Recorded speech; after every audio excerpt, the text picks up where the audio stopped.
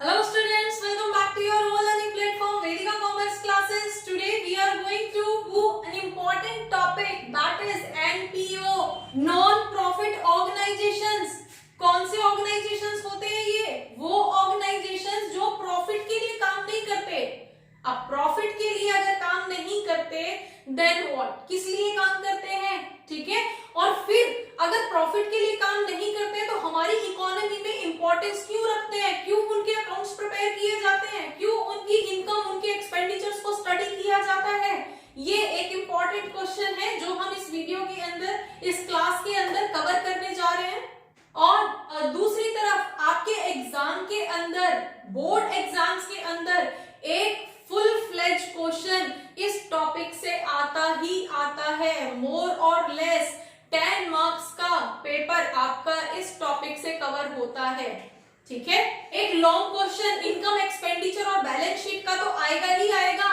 दूसरी तरफ एक short question subscription, goods consume during the year, इस तरह से करके एक शॉर्ट क्वेश्चन की फॉर्म में भी आता है. मींस मोर और लेस 10 मार्क्स का क्वेश्चन आपको इस पेपर से आना ही आना है. तो बहुत ध्यान से समझना, बिल्कुल भी टफ नहीं है. बच्चे नॉर्मली कंफ्यूज होते हैं, कहाँ कंफ्यूज होते हैं, इस तरह की चीजों को हम यहाँ पे लेके चलेंगे और कोशिश करेंगे कि आपको बहुत अच्छे से ये टॉपिक समझ आए.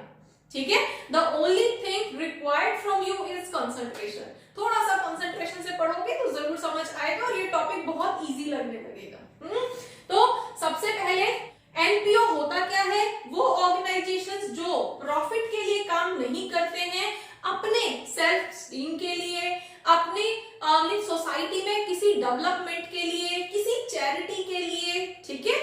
कुछ लोग इकट्ठे होते हैं और उसके लिए कुछ एक्सपेंडिचर्स करते हैं, उसके बेस पे उन्हें कुछ इनकम भी होती है. अब इनकम हो रही है, एक्सपेंडिचर होते हैं. जैसे हम सिंपल एग्जांपल ले लेते हैं, ट्रस्ट है, आपके आसपास कुछ लोग इकट्ठे हुए होंगे किसी की हेल्प करने के लिए. उन्होंने कोई छोटा सा लाइक बच्चों का कोई ऑर्फनेज आश्रम खोला हुआ है, उन्होंने ओल्ड एज होम खोला हुआ है. अब उसके बेस पे उन्हें कुछ इनकम भी रिसीव हो रही है डोनेशन की फॉर्म में, किसी भी फॉर्म में. ठीक है. दूसरी तरफ अब उनके केयर टेकिंग के लिए उनके कुछ एक्सपेंसेस भी हो रहे हैं. तो जब इनकम भी है, एक्सपेंसेस भी है, तो स्टेटमेंट तो हमें प्रिपेयर करना पड़ेगा, है ना. कितना पैसा आया, कितना पैसा खर्च हुआ, इसका हिसाब तो रखना पड़ेगा ना. ठीक है. तो उसके लिए हमें यहाँ पे अकाउंट्स भी प्रिपेयर करने पड़ते हैं. जबकि हमारा इंस्टीट्यूशन प्रॉफिट के लिए काम नहीं कर रहा है, फिर भी हमें अकाउंट्स प्रिपेयर करने पड़ेंगे. और जब हमारी इनकम, हमारे एक्सपेंडिचर्स इकोनॉमी के अंदर अकर हो रहे हैं, तो हमारी इकोनॉमी के लिए इंपॉर्टेंट है, हमारी इकोनॉमी में रोल प्ले करते हैं. इसलिए हम इस चैप्टर को इतने स्पेशली पढ़ते हैं. चलिए अब एक एक करके इसकी कैरेक्टरिस्टिक्स पे आते हैं. एंटिटी कैसी एंटिटी है? जैसे हमारे नॉर्मल बिजनेस की एंटिटी होती है, सेपरेट एंटिटी होती है, ऐसे ही यहाँ पे भी है. जब कि कुछ लोगों ने मिलके, एसोसिएशन ऑफ पीपल ने मिलके या एसोसिएशन ऑफ इंडिविजुअल्स ने मिलके एक आश्रम टाइप खोला है, जिसमें उनकी कुछ डोनेशन की फॉर्म में इनकम भी आएगी, उन लोगों की केयर टेकिंग के लिए खर्चे भी होंगे. तो उस केस में उसकी एक स्पेसिफिक आइडेंटिटी होगी. उन लोगों के नाम से उस आश्रम को नहीं जाना जाएगा, उस आश्रम का स्पेसिफिकली कुछ ना कुछ नाम होगा, है ना. और उस नाम से, और जब अलग नाम है तो आइडेंटिटी अलग है. तो हमारे लिए यहाँ पे एंटिटी जो है वो सेपरेट होगी. Next is purpose. अब ऐसे ऑर्गेनाइजेशंस का पर्पस क्या है? प्रॉफिट कमाना तो नहीं है.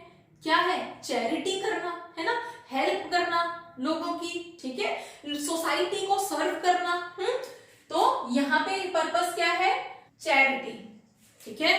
अपनी रिलीजियस चीजों को आगे बढ़ाना, उस चीज के लिए लाइक टेम्पल्स हुए, टेम्पल्स की तरफ से कोई एक स्पेसिफिक रिलीजन है, वो अपने कल्चर को प्रमोट करने के लिए कुछ कुछ एक्टिविटीज टाइम टाइम पे करता है, उसके लिए उसने कोई स्पेसिफिक ऑर्गेनाइजेशन फॉर्म कर रखा है जिसको एनपीओ के नाम से जाना जाता है. नेक्स्ट आपका फॉर्म. इस तरह के ऑर्गेनाइजेशन चैरिटेबल ट्रस्ट या सोसाइटी ट्रस्ट के नाम से जाने जाते हैं. अब ट्रस्ट है तो गवर्नमेंट की तरफ से टैक्स में भी रिलैक्सेशन मिलेगा, लेकिन अभी हम टैक्स पार्ट यहाँ पे पढ़ने नहीं जा रहे हैं. हम सिंपल उनकी इनकम और एक्सपेंडिचर पढ़ेंगे. नेक्स्ट आपका मोटिव। अब मोटिव क्या है? प्रॉफिट अर्न करना तो नहीं है, सोसाइटी की सेवा करना, चैरिटेबल ट्रस्ट की फॉर्म में काम कर रहा है, तो प्रॉफिट कमाना अभी यहाँ पे इसका मोटिव नहीं है। Second, management. अब जब हम ये ट्रस्ट की बात कर रहे हैं तो इसके लिए कोई स्पेसिफिक मैनेजमेंट, कोई डायरेक्टर, सीईओ इस टाइप के लोग तो नहीं होंगे, इस तरह के वर्ड्स तो हम यहाँ पे यूज नहीं करेंगे। फिर हम क्या करेंगे? हम यहाँ पे ऑर्गेनाइजिंग कमिटी, मैनेजिंग कमिटी, ठीक है, ट्रस्टी, इस तरह के वर्ड्स यूज करेंगे। तो इसको मैनेज करने के लिए हमारे पास मैनेजिंग कमिटी होती है, ठीक है, या ट्रस्टी होते हैं। फाइन। नेक्स्ट, फंडिंग कहां से होती है? अब ये कोई बिजनेस तो कर नहीं रहे हैं कि पैसा आएगा, तो फंडिंग मेनली कहां से होती है? कहां से पैसा आता है इनके पास?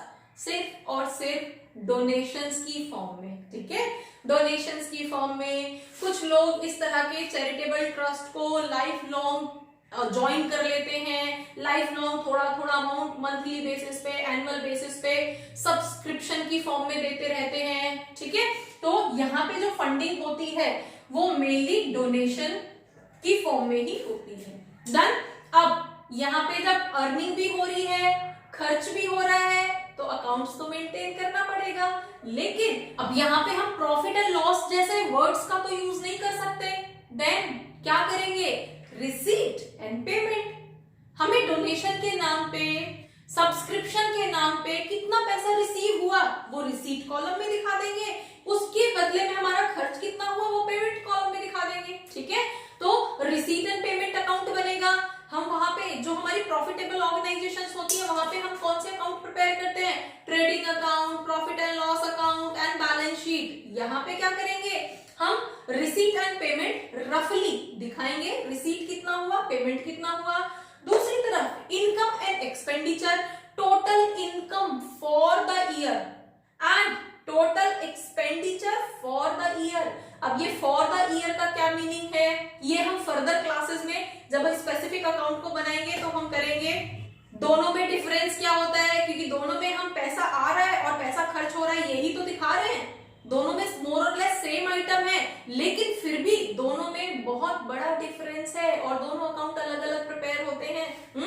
Next, balance sheet. Balance sheet जैसे हम अपनी नॉर्मली प्रॉफिटेबल ऑर्गेनाइजेशंस के लिए दिखाते थे, एक तरफ लायबिलिटीज एक तरफ एसेट्स, ऐसे ही सेम इस तरह के ऑर्गेनाइजेशंस की भी कुछ लायबिलिटीज होती हैं और कुछ एसेट्स होते हैं। अब लायबिलिटीज क्या होंगी? जैसे कि फंड आ गया है, अब पवेलियन के नाम पे बच्चों का हमने ऑर्फनेज खोला हुआ है, बच्चों के लिए स्टेडियम बनाना है, उस स्टेडियम के नाम पे हमारे पास फंडिंग तो हो गई है, पैसा तो आ गया है, अब हमें उसे बनाना भी तो है, तो ये हमारी लायबिलिटी हो गई है ना। अब उसमें से हम कितना स्टेडियम बना पा रहे हैं वो हमारे लिए, अब जितना भी स्टेडियम बन चुका है वो हमारे लिए एसेट हो जाएगा, और एसेट हो जाएगा तो फिर उसको कैपिटल में भी एडजस्ट करेंगे। तो ये सारी अकाउंट्स हम वन बाय वन करेंगे, ठीक है। तो अभी हम सबसे पहले नॉन प्रॉफिट ऑर्गेनाइजेशन और प्रॉफिटेबल ऑर्गेनाइजेशन के बीच में डिफरेंस पढ़ लेते हैं कि एक्चुअली क्या डिफरेंस होते हैं। जैसे कि हम एनपीओ पढ़ रहे हैं, नॉन प्रॉफिटेबल ऑर्गेनाइजेशन है, तो नॉन प्रॉफिट ऑर्गेनाइजेशन का पर्पस क्या है? प्रॉफिट कमाना तो नहीं है, ठीक है, चैरिटी करना है, सोसाइटी को सर्व करना पर्पस है। तो यहाँ पे हम चैरिटी के लिए एनपीओस ओपन किए जाते हैं। दूसरी तरफ हमारे प्रॉफिटेबल ऑर्गेनाइजेशंस का क्या है? प्रॉफिटेबल ऑर्गेनाइजेशंस जो प्रॉफिट के लिए ही काम करते हैं, मैन्युफैक्चरिंग कर रहे हैं, सेल कर रहे हैं, all the activities they do is only for profit, ठीक है। तो इन लोगों का पर्पस क्या होता है? That is earning more and more profit. Fine. Next, funding. अब जब इस तरह के ऑर्गेनाइजेशंस होते हैं जो प्रॉफिटेबल ऑर्गेनाइजेशंस होते हैं, उनकी फंडिंग कहां से होती है? वो कैपिटल कलेक्ट करते हैं शेयर्स इशू करके, बॉन्ड्स की फॉर्म में, डिबेंचर्स की फॉर्म में, बैंक से लोन लेके, एनीवेज फिर उसको इन्वेस्ट करते हैं, प्रोडक्शन करते हैं, सेल्स करते हैं, और उसी प्रोसेस से उनको अर्निंग होती है ना। तो उनके पास क्या रहेगा? ऑपरेटिंग एक्टिविटीज के थ्रू उनके पास फंडिंग होती है ना। दूसरी तरफ इनकी तो कोई ऑपरेटिंग एक्टिविटीज नहीं होती है, एनपीओस तो कोई भी ऑपरेटिंग एक्टिविटीज नहीं करते, तो इनकी फंडिंग कहां से होती अभी तो हमने पढ़ा था डोनेशन से। अब डोनेशन स्पेसिफिक भी हो सकती है, जर्नल भी हो सकती है, वो हम आगे पढ़ेंगे, ठीक है। नेक्स्ट, अब कौन से फाइनेंशियल स्टेटमेंट्स यहाँ पे प्रिपेयर किए जाते हैं एनपीओ के अंदर? अभी हमने पढ़ा था रिसीट एंड पेमेंट अकाउंट, तो हमारे पास क्या हो जाएगा? Receipt and payment account. Second हमारे पास क्या हो जाएगा? Income and expenditure account. And third balance sheet तो बनेगी ही। उसी से तो पता चलेगा कि फाइनली कितना जो स्टेडियम बनाया है या जो हमारा आश्रम खुला हुआ है उस आश्रम के पास प्रॉपर्टी कितनी है, कितनी उसके ऊपर लायबिलिटी है।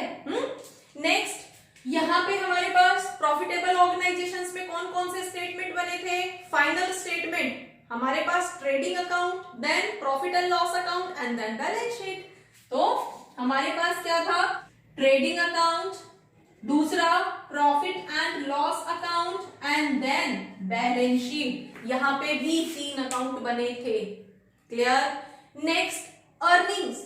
अब अर्निंग्स क्या रहेंगी? जब हमारा प्रॉफिट कमाने के लिए ऑर्गेनाइजेशन बनाया गया था तो उसमें जो अर्निंग्स हो रही है उसको तो प्रॉफिट ही बोलेंगे, है ना। तो नॉन प्रॉफिट ऑर्गेनाइजेशंस उसको प्रॉफिट बोलते हैं। प्रॉफिट हुआ है, ठीक है, सेल्स ज्यादा हुई है, इनकम ज्यादा हुई है, एक्सपेंडिचर्स कम है तो प्रॉफिट, और एक्सपेंडिचर्स ज्यादा हो गए, सेल कम हुई है तो लॉस। तो प्रॉफिटेबल ऑर्गेनाइजेशंस एक प्रॉपर वर्ड यूज करते हैं, प्रॉफिट या फिर लॉस। लेकिन जो नॉन प्रॉफिटेबल ऑर्गेनाइजेशंस होते हैं वो इस तरह के वर्ड्स यूज नहीं कर सकते।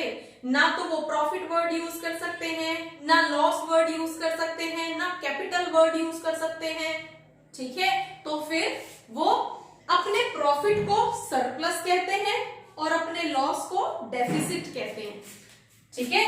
तो यहाँ पे क्या वर्ड यूज किया जाता है? या तो सरप्लस या फिर डेफिसिट। तो मोर और लेस ये बेसिक्स हैं हमारे एनपीओ और हमारे प्रॉफिटेबल ऑर्गेनाइजेशंस के। होपफुली आपको समझ आया होगा। For more keep watching, keep